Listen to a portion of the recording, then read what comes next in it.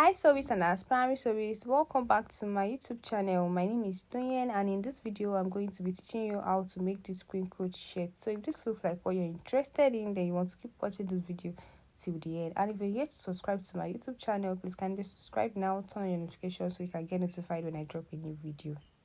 The first step to achieving this shirt design is by getting a crinkled fabric. What you can see on your screen is what a crinkled fabric looks like. So you can see the ruffles around this fabric on the right surface. So when you're getting your fabric, make sure that you're getting something like this. And this particular material is known as crepe fabric. So if you want to get yours, this is what you should look out for. This is standard measurement I'm also going to be working with. I'm working with an extra large size.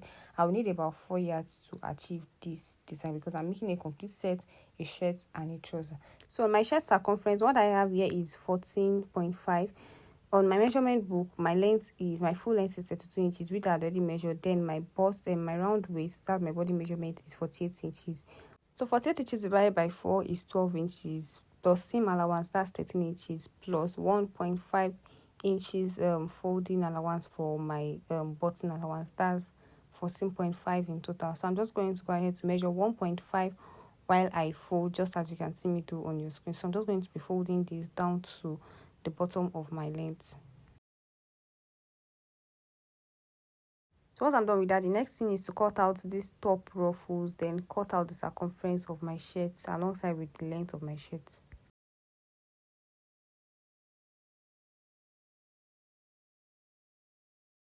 So the same thing I did on my front bodies, I went ahead to do it on my back bodies. The only difference was that I took out my button allowance and then I added an extension to the top side of my back bodies, which is why we have about 1.5 inches on the top side of my back bodies. I hope you understand.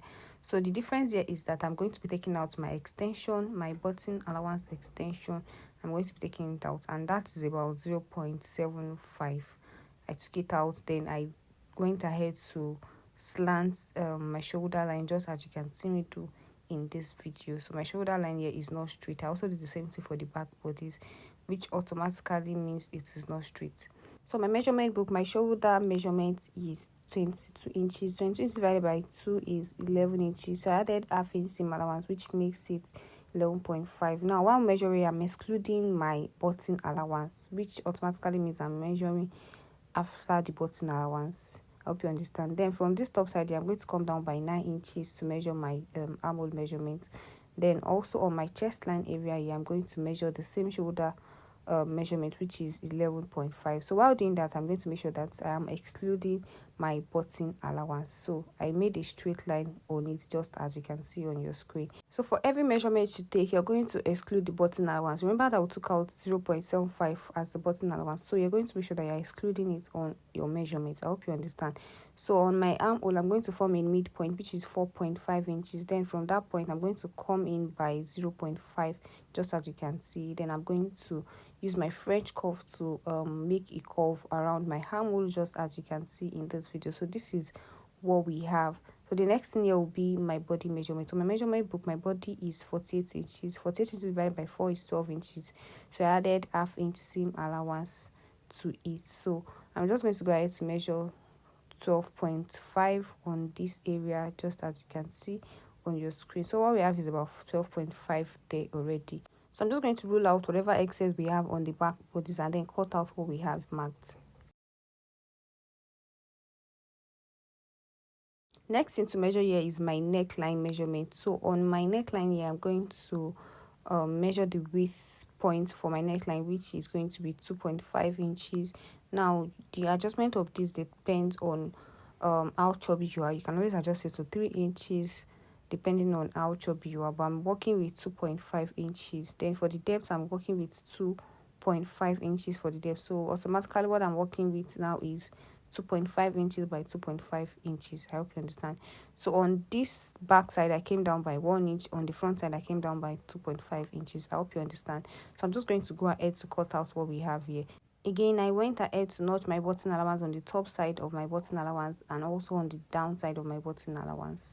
Next here is my sleeve measurement. So my sleeve circumference, I have 10 inches measured here, and I got that by adding 1 inch to my armhole measurement. Then I'm going to just go ahead to cut out the ruffles on the top side of my fabric here, just as you can see. Then go ahead to measure my full length. So my measurement book, my sleeve length is 27 inches. So I'm going to subtract 3 inches from 27 inches for my band allowance. Then we're going to be left with 24 inches. So I'm just going to add 1 inch seam allowance, top seam and down seam allowance to the 24 inches. So we have 25 inches measured here. So I'm just going to go ahead to mark that, just as you can see on your screen.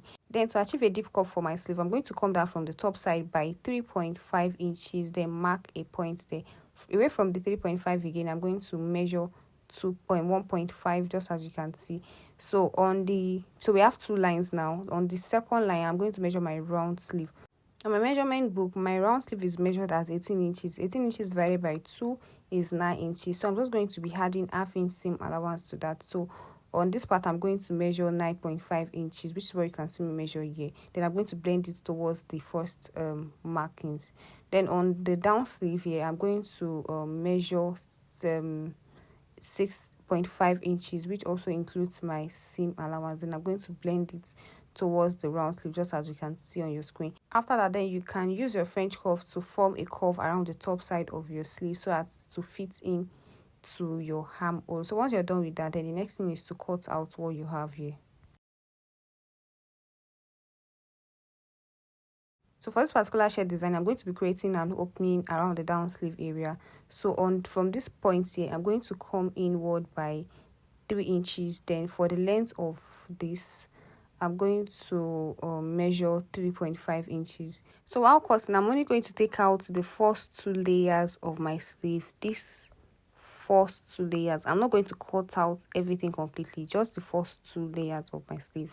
So this is the opening, and I'm just going to join this alongside with the body of my shirt. So the next thing you want to do here is to take out the pins, then make an opening around the button allowance, just as you can see me do right here. So the next thing after this is to cut the sleeve band and also the collar, which I'm going to be doing in the sewing process. Hello, I'm super excited to announce to you that our online courses are now available. So if you are interested in learning more about streetwear, you want to know how to make t-shirts, joggers, hoodies, varsity jacket, track suits, sweatpants, cargo pants, and so many more, these courses are made for you. The courses are displayed on your screen. So if you are interested in registering for any of these courses, then you want to just click on the link underneath this video to register for these courses. And guys, guess what? These courses are well detailed. You're going to be learning how to identify fabrics, how to matchmake fabrics, size charts, measurements, and the like, depending on the course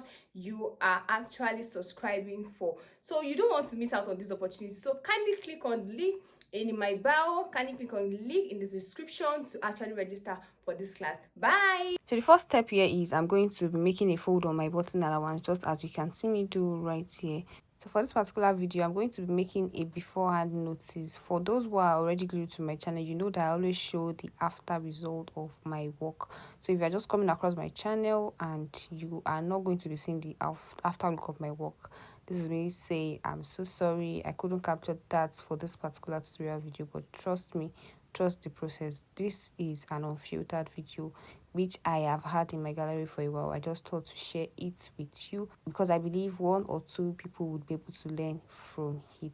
So just trust the process. If you try it, you're definitely going to get the same result as I have shown you in this video.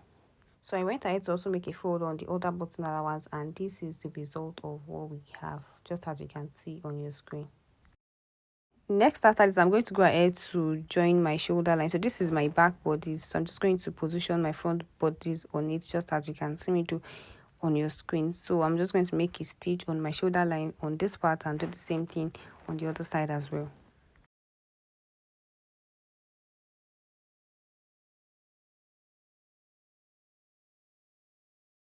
After that, the next thing I'm going to do is form a center point for my armhole. Remember that while we're cutting the shoulder line, the shoulders were not equal. So I'm just going to form the center point here and trim out whatever excess that we have here. So you can see that we have a little excess here. So I'm just going to trim that out, then notch the center point. I'm also going to do the same thing on the other part of my armhole as well, just to make the armhole area equal and also to notch the center point of my armhole, just as you can see me do right here. So my fellow sewists, this is where I'm going to be stopping for today. In the next video, I'm going to be teaching you how I was able to achieve the sleeve of this particular shirt style, and also I was able to fix the collars. So if you want to get notified when I drop the part 2 of this particular video, please kindly turn on your notification bell, and do not forget to subscribe to my YouTube channel, like this particular video, comment and share to your loved ones, and I will see you again in the next video. Bye.